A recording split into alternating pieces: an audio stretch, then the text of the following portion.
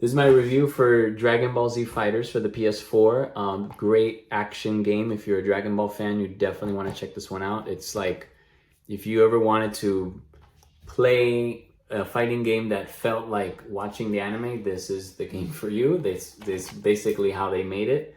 So this is how the back looks. You can play as a lot of many. It have so many characters. So Goku, Vegeta, Trunks. A lot of the enemies: Frieza, Cell. Majin Buu, Goku, Black, so many. The androids. So there's a lot of, and you can play as Goku from GT, Baby Vegeta, Vegeta when he's Super Saiyan, Bardock.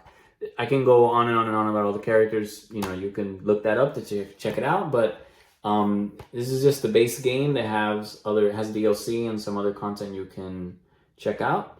But but just with the base game alone, it's more than enough to play. You can play online. You can play against other people online.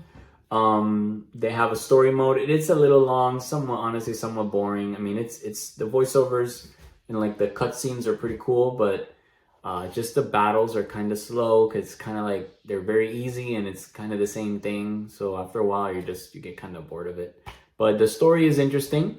At some point, sometimes it's also kind of slow. So it has its ups and downs, the story. It's not amazing. So you're not really playing this for the story. So it is, but it's part of it. And they have a brand new character, which is Android, I believe it's 21, so which is her. But yeah, so it's pretty cool, her backstory too. So definitely something you want to check out if you're a Dragon Ball fan. And and let me show you the inside, how it looks. It's not a manual, it's just like a paper that comes with it. And then this is the game itself. So lots of fun. You can play this one for hours and hours and hours, and hope the review is helpful.